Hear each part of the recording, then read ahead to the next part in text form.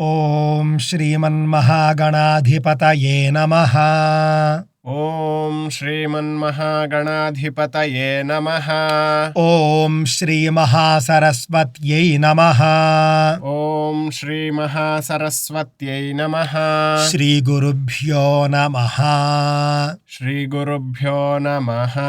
हरिः ओम। हरिः ओम। त्वदन्यः पाणिभ्याम् त्वदन्यः पाणिभ्याम् त्वदन्यः पाणिभ्याम् त्वदन्यः पाणिभ्याम् त्वदन्यः पाणिभ्याम् त्वदन्यः पाणिभ्याम् त्वदन्यः पाणिभ्याम् त्वदन्यः पाणिभ्याम् अभयवरदो अभयवरदो अभयवरदो अभयवरदो दैवतगणः दैवतगणः दैवतगणः दैवतगणः त्वदन्यः पाणिभ्याम् त्वदन्यः पाणिभ्याम् त्वदन्यः पाणिभ्याम्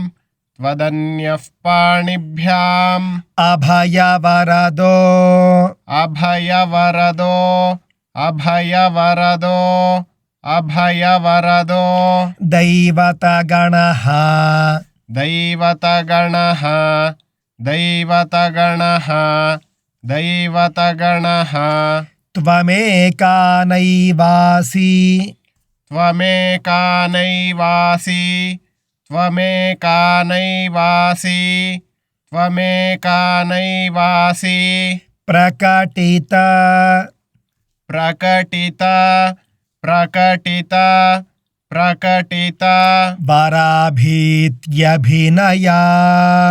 वराभीत्यभिनया वराभीत्यभिनया वराभीत्यभिनया त्वमेका नैवासि त्वमेका नैवासि त्वमेका नैवासि त्वमेका नैवासि प्रकटित प्रकटित प्रकटित प्रकटित वराभीत्यभिनया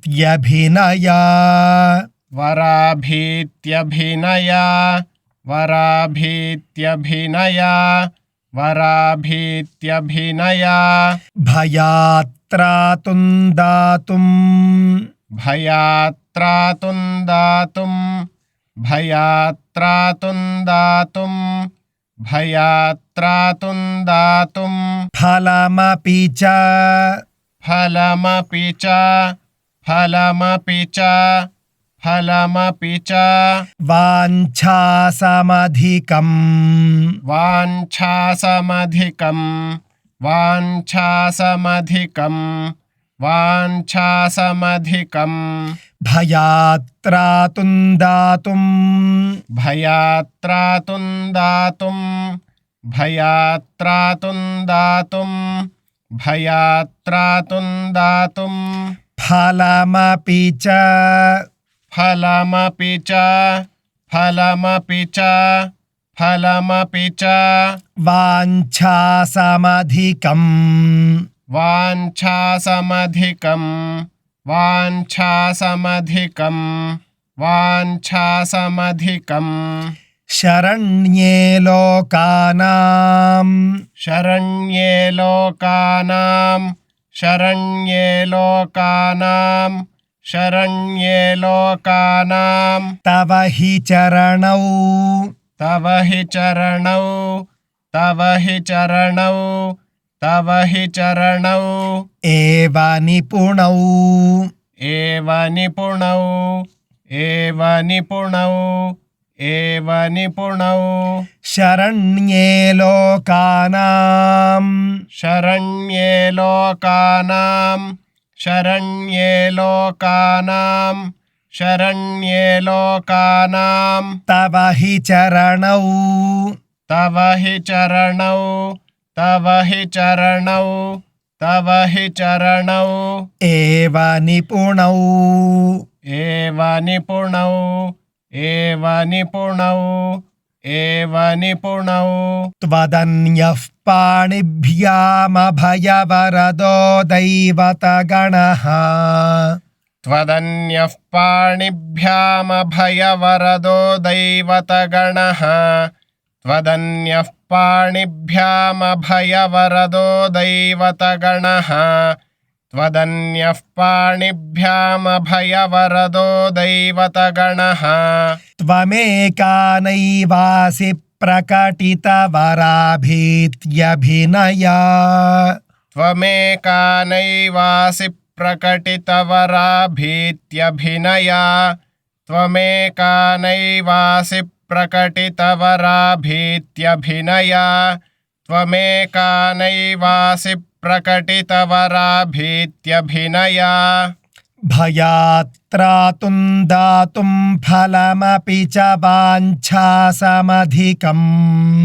भयात्रातुं दातुं फलमपि च वाञ्छासमधिकम् भयात्रातुं दातुं फलमपि च वाञ्छासमधिकम् भयात्रातुं दातुं फलमपि च वाञ्छासमधिकम् भयात्रातुं दातुं फलमपि च वाञ्छासमधिकम् शरण्ये लोकानां तव हि चरणावेव निपुणौ शरण्ये लोकानां तव हि चरणावेव निपुणौ शरण्ये लोकानां तव हि चरणावेव निपुणौ शरण्ये लोकानां तव हि चरणावेव निपुणौ शरण्ये लोकानां तव हि चरणावेव निपुणौ शरण्ये लोकानां तव हि चरणावेव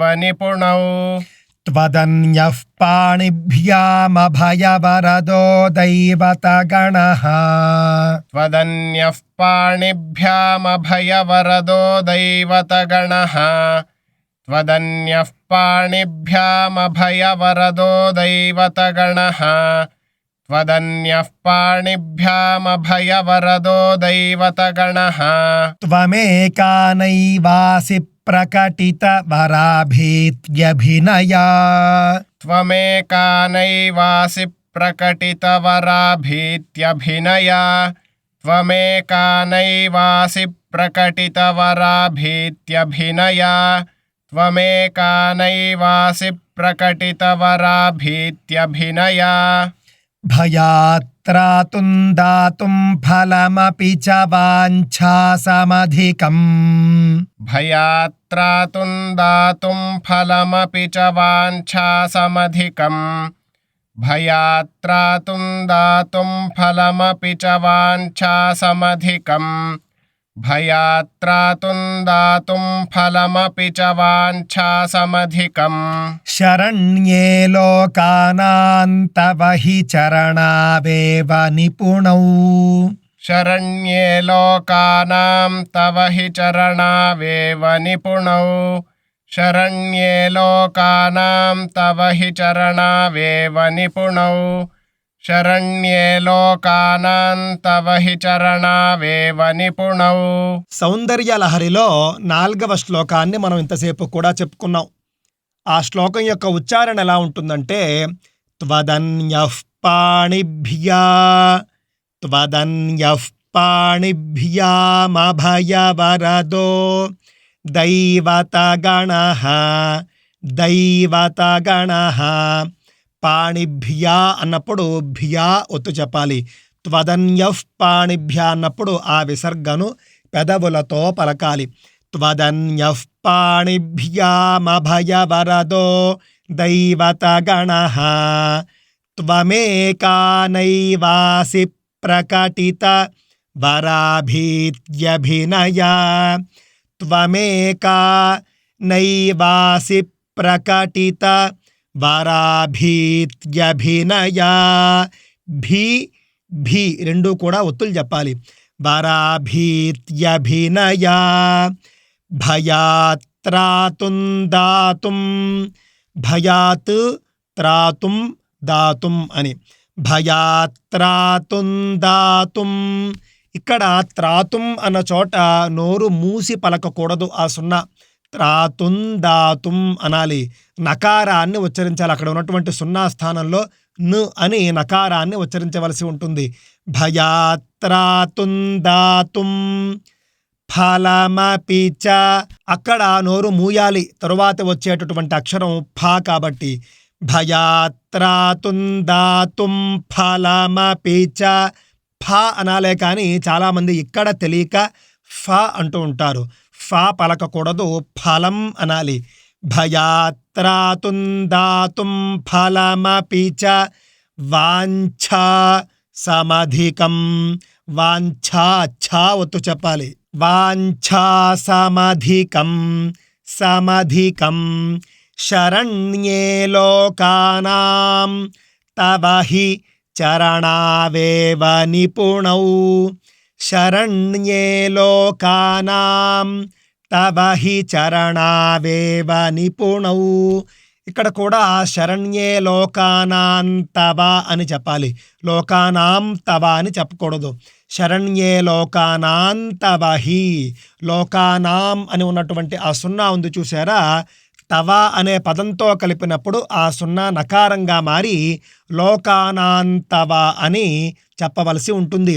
శరణ్యే లోకానాం తవ హి చరణావేవ నిపుణౌ అని ఉచ్చరించవలసి ఉంటుంది.